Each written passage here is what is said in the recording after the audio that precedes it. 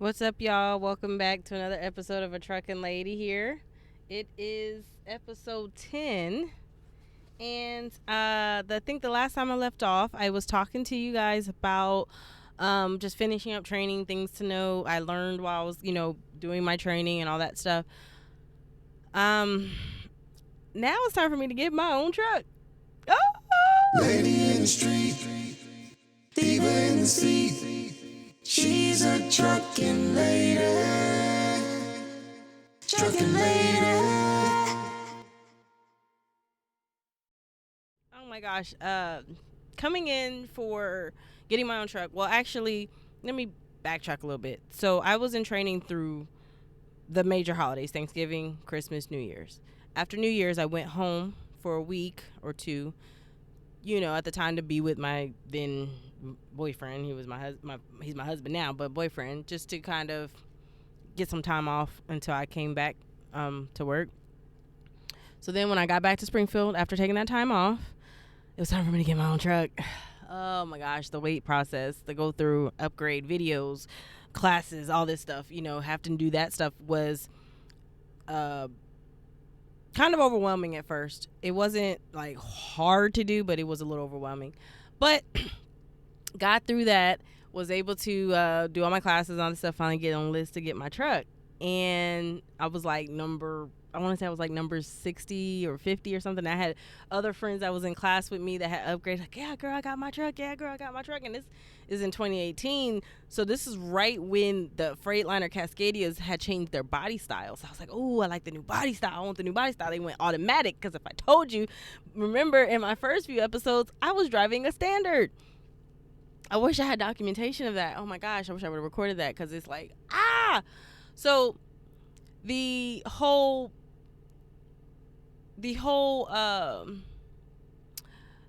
automatic thing was like, yes, I don't have to deal with shifting, downshifting, and all that stuff, clutching, double clutching and installing all that stuff. I was so happy about that because I was fine with it, but it's still nerve wracking coming, especially going uphill or having to start on a hill or coming for going to a stop to a start. Just remember to put doing my splitter up and down, all that stuff. So when I was able to get the automatic, I was like, oh, I want the new body style. So I actually I didn't pass on a couple trucks. I just told them, they asked me up front, do you want the old body style or a new body style? So I was like, I want the new body style. So that kind of put me down the list a little bit further. So I was on the list. They put me in a hotel room. So I was on the list for about a week. So I was really just kind of, going to the store, getting things that I needed to get before I got my truck, like clothes, and I got a little TV. I got some stuff that I could, like a microwave, all that stuff. Not the stuff I needed for my truck, like chains and additives and tools and spare parts, none of that stuff. Just stuff that like I could buy at Walmart. And when I first got my truck, I didn't know what I wanted to do. I didn't think about decoration. I didn't think about making it like home. I just was like, oh, I want to have a TV in here. I want to do this. I want to do that. So I was still trying to figure that out. So the day comes, I finally got my truck. I still remember her number, 685131. They gave me the key to go inspect it. It was blue. It was a Freightliner. It had like 20-some thousand miles on it. So only one driver had it before they turned it in. And I immediately took to it. I was like, yes, I got my truck. This is my baby. I want it. Cool. I was going to, I wanted to get graphics, but I knew it was going to take time. I hadn't really made a lot of money because at the time when I came in, the training program was only $600 a week guaranteed before taxes. So now it's like $900. So I wasn't really making that much money. So I knew I was going to have to wait for that. So I'll never forget, it was the end of January. It was like January 21st, 22nd, something like that I signed the lease for my truck. Well, they said don't sign the lease, so I'm ready to go off the lot with it and actually, take a load because my truck payments will start. So I didn't sign the lease right away. I held on to it for a couple of days, but I drove it around the lot. I was able to get permission to take it to Campus Inn to go load up my stuff. For those that are not familiar with Springfield and Campus Inn, that's the hotel that's owned by Prime that people that most of their drivers stay in. Also the Oasis, but that's the more upscale hotel. So the Campus Inn is more of a just a basic hotel. It's not terrible. I've actually stayed in worse. It's it's a hotel, especially as a student, or a trainee. It's free, so can't complain. So I was able to go there, stock up my stuff, get acclimated with my truck, and then I immediately drove back to Springfield, not Springfield, the terminal, and parked in my truck, slept in my truck for the first time. Just I did a thorough inspection because I still hadn't turned in the inspection forms. I don't think if I did, I didn't mean to say I did because I remember I did keep it. No, I didn't turn in the inspection forms. I said that because you can't. If you turn in the inspection forms, that's when they start charging you. So I did a thorough inspection once I was in the truck, like sleeping in the truck. Cause I made sure stuff worked. The outlets, the vents, especially back here. The bunk went up and down. Everything worked in there. The APU was fine. The lights, all that stuff worked. I looked under the hood multiple times, making sure, because my trainer was like, make sure you look at this, make sure you look at that, make sure you do this, make sure you do that. So I got my truck, and so once I finally was able to ready to go, I was able, excuse me. So once I was able and ready to go, I went to the leasing office. I turned in my form. Went to toss my fleet manager, let him know that I was ready, for a load and all this stuff. So I went to. They give you this checklist once you get your truck and all that stuff of all the things you should get on your truck, like a lock, all the additives, load locks, chains, spare parts, stuff like that. So I went through and got that, got my permit book, got all that stuff. So, and I got a few things from the company store that weren't like at the parts store or at inbound, outbound bay.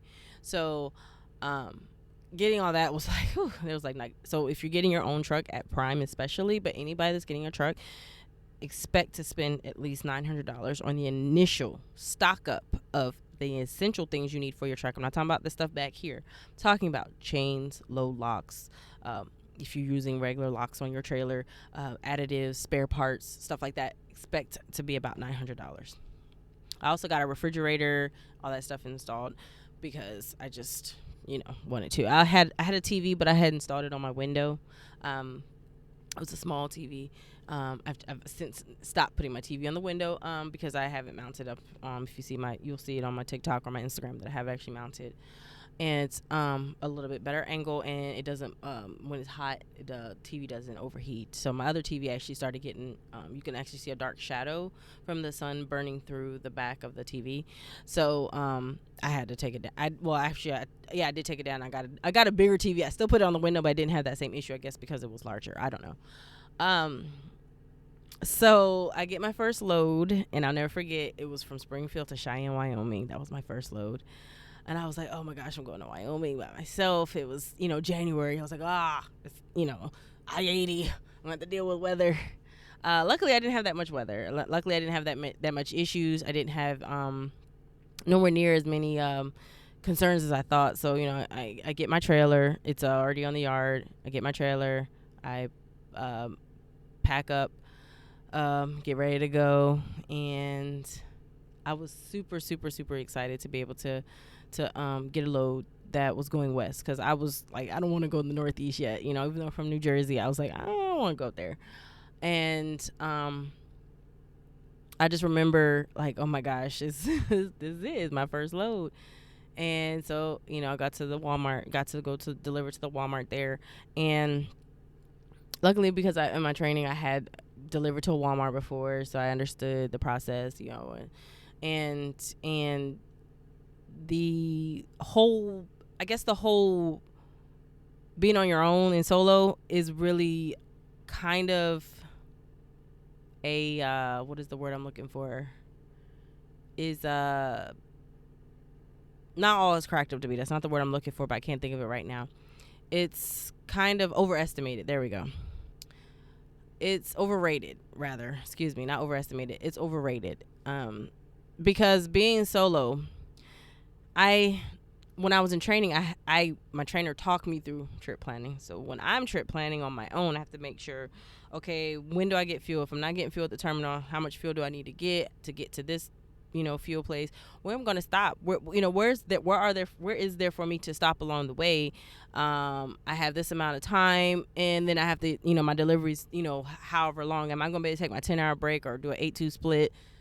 And I'm going to do a quick TikTok videos on hours and stuff like that. But it's kind of frustrating, kind of like doing that stuff on your own. It's like, oh, you can go take classes all day, but when you're doing it on your own, having to apply it. I mean, it's just like in everyday life.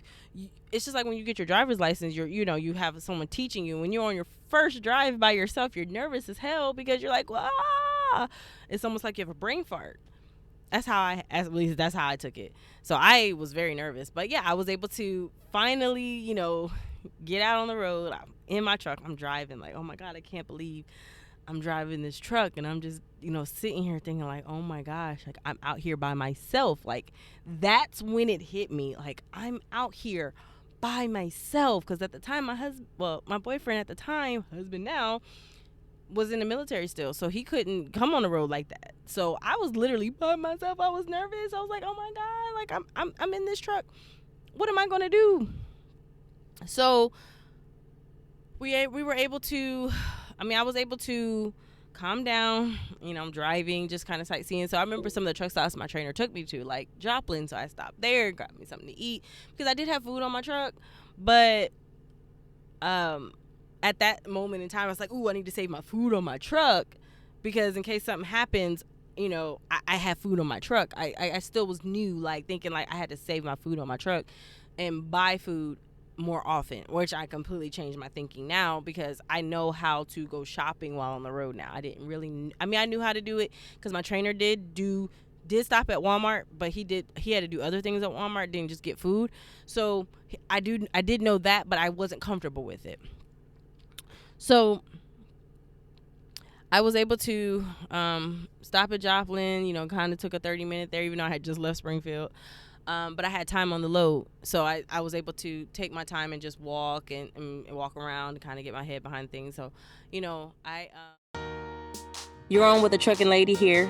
And that means you're listening to me through YouTube, Spotify, Apple Podcasts, Google Music, wherever you get your podcast from. In my podcast, I've shared so far my experiences as a trucker coming into this industry, and I have so much more to share. But if I have inspired you to take that leap to become a truck driver yourself, I want you to join me here at Prime.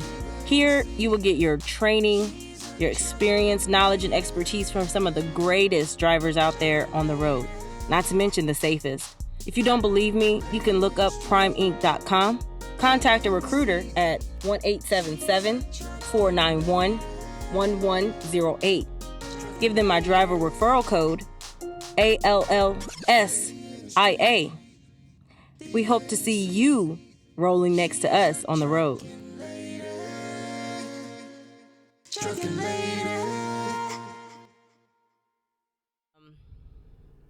So I ended up going, I think what I did was, because I didn't want to take, there's a route that you can take up to Kansas City, up to 29 to get to 80.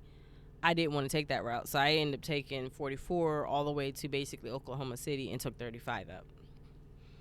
And I did that because I was just more comfortable with that direction because me and my trainer had traveled that a lot, and that part was more familiar to me. So of course I stopped at a casino along the way. There was a casino that I hadn't stopped with my trainer, but we had passed it. So I did some research and found out they had truck parking there. So I stopped at a casino for my 10-hour break because it was like 7 hours away. And I was still building up my stamina to drive. And I was so used to driving with my trainer who liked to drive, every 3.5 hours and then stop and take a break.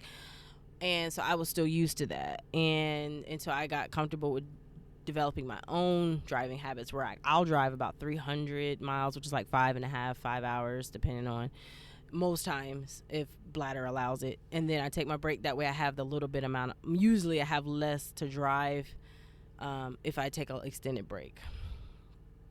If I drive longer and then take my break, and then I have less to drive, because that's when I'm usually tired after my break. And so sometimes I'll take my break earlier if it's if there's a reason, if I have to, but most times I take my break. But that took time for me to develop that. That's not something that I came up with.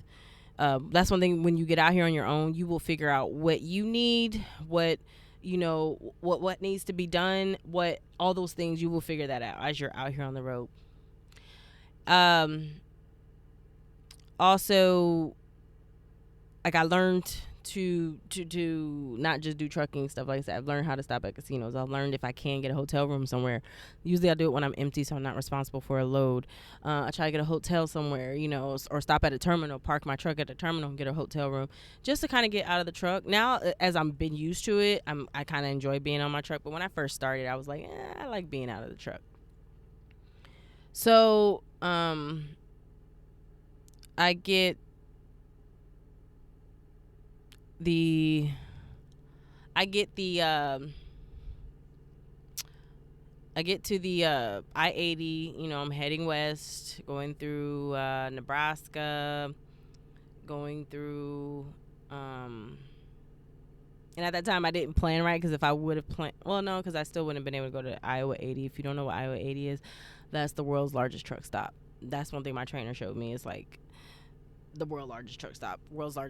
Whenever I tried it, if I am able to stop there and I go by it, I try to stop there. But I was able to get through Nebraska to go through Wyoming, get to Wyoming, and I stopped at the TA before the my delivery, because like I said, I had a lot of time on this. I think I had like 2 days, and so I just spent the day at the TA, because I was only at like 80, not even 80 miles. I was like 40 miles away, maybe not even that, from my delivery. Walmart, you can only show up an hour before my appointment, so it was until the next day in the morning sometime. So I was able to get to my delivery. I made it there on time. I was relieved, because I was like, oh, Jesus, yay. But while I was getting unloaded, it started snowing and icing. And even though I was somewhat comfortable driving, I was empty in ice and snow. And most of the highway had shut down around me. 25? 25, I think 80 had shut down. Most of those highways had shut down because of ice and snow, so I had to go park. That was the first time I experienced sliding in a truck stop, and I didn't know how to get my truck and my trailer from sliding, because as I was trying to go in reverse, it was just sliding. Like, I had no traction. So I was able to I had other drivers out there trying to help me. He was like, okay, since you're empty, you have to dump your airbags, and then you also need to take your differential, the axle differential off, so that way you can get traction. And they were like, do you have any cat litter? And at the time, I did have some cat litter on my truck, so I was able to put some of that down, and I was able to get into the space. And I was like, I'm not moving. I'm not moving until this is done. So I was down for another day. Luckily, on your first week with Prime, especially if you're a lease op, your first week is deferred. So I didn't have to worry about a truck payment that week. I just didn't worry. I just also wasn't going to get paid that much money either, because I had just that one load, because I think I left. I was so in a hurry to get in my truck. I should have left when the pay period started. I literally left on the last load that delivered on pay period day, because I think I left on a Saturday, and at that time, pay period, maybe I left on a Sunday. No, it was a Saturday. Pay periods ended on Tuesdays. So I couldn't get another load for that week anyway. So it wasn't like I was getting a whole bunch of money. So luckily, all the stuff that I bought in the company store and all the stuff I charged to my truck, I was able to break up in payments, so I wasn't like negative like $900 right off the front. So that was my first experience with my first load. It was overwhelming. It was also invigorating at the same time, because it's like, oh, I can do this. Naive me thinking that that's the hardest it was going to be. So now I'm going to get into more adventures of me being a trucker. I'm going to talk about my first breakdown in my truck. My most exciting loads, my most difficult loads, all those type of things. I'm going to go into all that on my next episode. So make sure you stay tuned. I will be back for the next episode in 2 weeks. But if I'm still wearing the same shirt, it's because I recorded it the same day that I'm recording this one. So y'all take care. Have a good one, y'all.